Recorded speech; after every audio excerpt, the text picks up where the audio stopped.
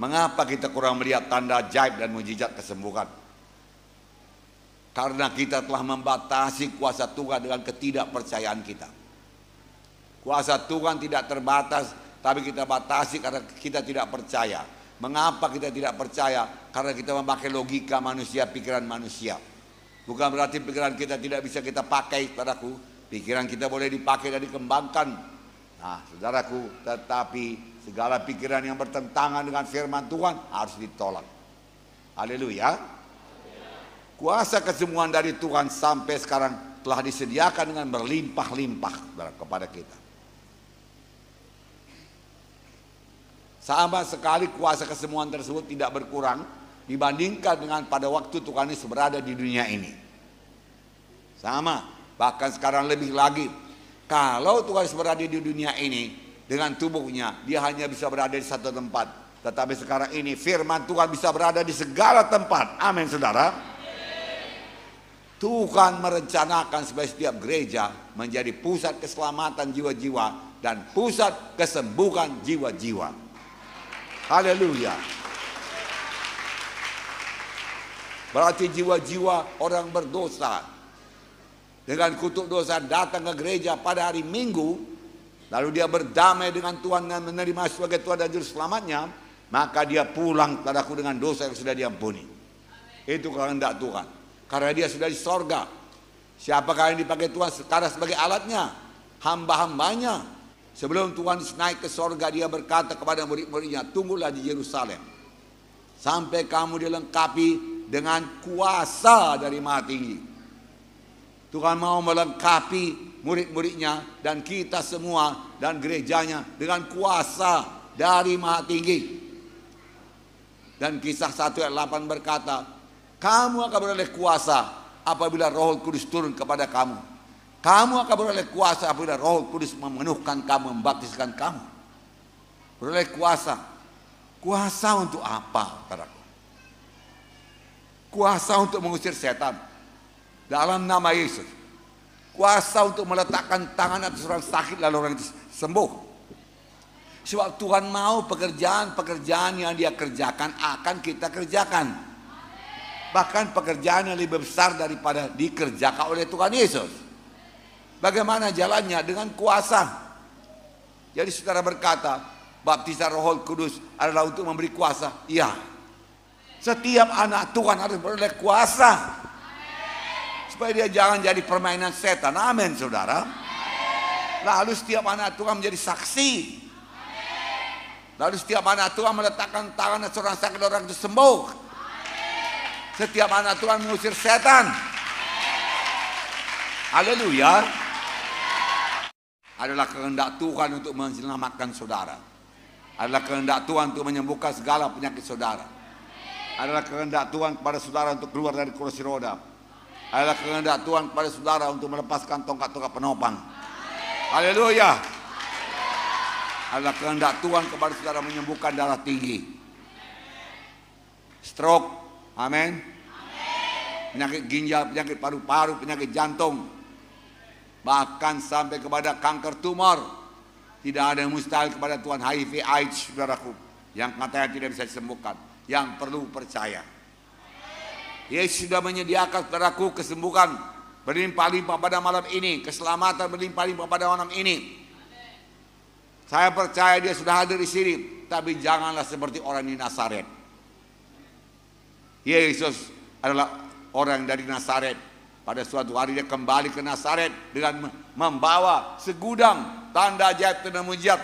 Tapi firman Tuhan berkata, di Nazaret ia tidak dapat mengadakan satu mujizat pun di sana, kecuali menyembuhkan beberapa orang sakit yang meletakkan tangannya atas mereka. Ia merasa heran atas ketidakpercayaan mereka.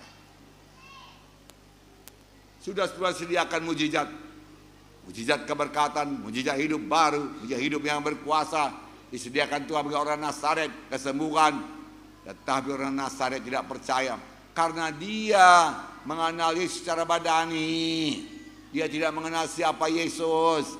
Ini kan anak Yusuf, kita main-main bola bersama-sama dengan dia. Dari mana dapatnya hikmatnya ini? Itu menghalangi dia. Dia tidak kenal Yesus anak Allah. yang datang ke dunia ini menanggung dosa manusia. Saudaraku, yang kasih dalam nama Yesus. Dan dia bukan anak Yusuf, saudaraku. Saudaraku, dia Tuhan yang menjelma menjadi manusia untuk menyembuhkan manusia. Ia tidak dapat, bukan tidak mau. Yesus mau menyembuhkan. Yesus mau mengadakan tanda ajaib. Yesus mau memberkati luar biasa. Karena di sana dia dibesarkan. Tapi mereka tidak percaya dan heran, saudaraku. Kesembuhan tidak tergantung lagi kepada Tuhan karena Tuhan sudah sediakan semua kesembuhan tersebut. Kesembuhan tergantung kepada apakah sudah bisa percaya apa tidak, saudaraku. Percaya apa tidak. Saya bacakan satu contoh, saudaraku, yaitu mengenai seorang bapa, saudaraku. Anaknya dirasuk setan. Setan ini jahat, saudaraku. Seringkali mencampakkan anaknya dalam air, dalam api, hendak membunuhnya. Saya bacakan Markus 9:20-24. Lalu mereka membawanya kepada Yesus. Waktu roh itu melihat Yesus, anak itu segera digoncang-goncangnya, dan anak itu terpelanting ke tanah dan terguling-guling, sedang mulutnya berbusa. Lalu Yesus bertanya kepada ayah anak itu, sudah berapa lama ia mengalami ini? Jawabnya, sejak masa kecilnya. Dan seringkali roh itu berada dalam api maupun dalam air untuk membinasakannya. Sebab itu jika engkau dapat, jika engkau sanggup, berbuatlah sesuatu, tolonglah kami dan kasihanilah kami. Jawab Yesus, katamu jika engkau dapat, katamu jika engkau sanggup. Tidak ada yang mustahil bagi orang yang percaya. Haleluya. Tidak ada yang mustahil bagi orang yang percaya. Segala perkara bisa jadi orang yang percaya. Saudara mau bebas dari kemiskinan, itu kehendak Tuhan. Saudara mau hidup baru yang sukacita, itu kehendak Tuhan. Saudara mau rumah tangga saudara yang sudah renggang atau sudah pisah, saudaraku, disatukan Tuhan kembali, berdoalah kepada Tuhan, tiada yang mustahil. Anak saudara terlibat narkoba, Tuhan bisa bebaskan. Tidak ada yang mustahil bagi orang yang percaya. Bagi orang yang percaya. Saudaraku, yang dia bimbangkan ini lain pula. Kalau orang yang sakit kusta tadi, dia tidak bimbangkan kuasa Tuhan. Aku percaya kuasamu cukup Tuhan. Jika engkau mau, engkau sanggup menyembuhkan aku. Yang dia bimbangkan apakah Tuhan mau apa tidak. Tetapi, saudaraku, bapak anak ini, saudaraku, yang dia bimbangkan, kalau engkau dapat berbuat sesuatu, kalau engkau sanggup, sama kau pun tidak ada yang mustahil kalau engkau bisa percaya, Tuhan berkata. Lalu saudaraku, bapak anak itu berkata, tolonglah Tuhan aku yang tidak percaya ini. Tolonglah Tuhan aku tidak percaya ini. Yesus, pada waktu Yesus berdiri di depannya, dan Yesus menolong ketidakpercayaannya menjadi percaya. Lalu Tuhan Yesus menangking roh jahat itu. Luar, dia katakan. Roh jahat itu membanting anak itu. Orang berkata sudah mati, tapi Yesus membangkitkannya. Anak itu sembuh. Dari kecil kerasukan setan. Dari kecil mau dibunuh setan. Saudaraku, jangan dekat dengan setan. Saudaraku, setan datang untuk mencuri, membunuh, membinasakan. Saudaraku, punya iman. Firman Tuhan berkata, doa dengan iman akan menyembuhkan orang sakit itu. Kalau dia telah berbuat dosa, Tuhan akan mengampuni dosanya. Malam ini mulai berdoa dengan iman. Sama seperti imanmu jadi padamu. Saudaraku yang kasih itu iman. Saudaraku, amin saudara. Kalau saudara bimbang, bagaimana tanda-tanda bimbang? Bersandar pada perasaan. Kalau perasaan saudara bertambah baik, saudara berkata sembuh aku. Besoknya perasaan saudara bertambah tidak baik, saudara berkata rupanya aku nggak sembuh. Saudaraku, firman Tuhan tidak berubah. Tuhan tidak pernah menarik janjinya. Kalau Tuhan sudah sembuhkan berarti sembuh. Haleluya. Kelemahan manusia yaitu bersandar kepada perasaan, bersandar kepada penglihatan. Mari percaya kepada firman Tuhan. Amin saudara. Ya, percaya kepada firman Tuhan. Tidak peduli bagaimanapun besarnya kebutuhan saudara untuk kesembuhan, semua sudah ditanggung Tuhan di kayu salib di Golgota. Semalam kita lihat bagaimana Tuhan sengsara untuk memikul dosa kita, bagaimana dia dicambuk untuk menyembuhkan penyakit kita, bagaimana dia mengangkat salib dari Yerusalem ke Golgota. Dia jatuh tertimpa salib, saudaraku, tidak sanggup lagi. Simon dari Kirene membantu dia mengangkat salib sampai ke Golgota. Disuruh tangannya dipaku, kaki dipaku, kepala diberikan mahkota duri. Dari mana-mana mengalir darah, tetes. Firman Tuhan berkata, darah Yesus menebus kita. Darah yang kudus menebus kita.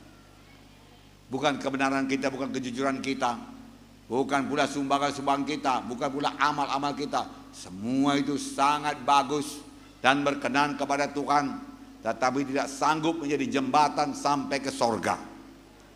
Yang bisa menjembatani jalan ke sorga hanyalah Tuhan Yesus. Kita terima dia sebagai Tuhan dan Juru Selamat kita.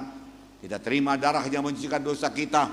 Karena perbuatan baik tidak menghilangkan dosa kita. Tuhan suka perbuatan baik dan Tuhan berkati perbuatan baik, saudaraku. Tapi dosa yang sudah kita berbuat tetap dosa. Hanya satu yang bisa mengampunkan dosa, yaitu Tuhan Yesus Kristus. Amin. Oleh sebab itu terima dia pada malam ini dalam hati saudara. Barang siapa memiliki Yesus, dia memiliki hidup yang kekal. Barang siapa tidak memiliki Yesus, dia tidak memiliki hidup yang kekal. Keselamatan terdapat dalam Yesus, bukan dalam acara gereja, baptisan, sindir dan lain sebagainya. Tapi bagaimana hubungan pribadi saudara dengan Tuhan Yesus? Adakah saudara kenal Tuhan Yesus? Adakah saudara bisa bersekutu dengan dia? Semua acara gereja itu bagus. Saudaraku, tapi semua itu sebenarnya menunjuk kita supaya kita datang kepada Tuhan Yesus dan menerima dia masuk dalam hati kita, menjadi Tuhan dan Juru Selamat. Nah, saudara yang kasih dalam nama Yesus, percayai firman Tuhan, ucapkan firman Tuhan, pegang janji Tuhan, ucapkan selalu berulang-ulang, katakan segala perkara bisa jadi bagi saya yang percaya. Kalau saudara belum percaya, sebagai bapak anak yang anaknya kerasukan itu, berkatalah, Tuhan tolonglah aku yang tidak percaya ini. Sebab percaya itu pun anugerah Tuhan Yesus. Tuhan memberikan kepada yang percaya dan anaknya sembuh. Haleluya, saudaraku.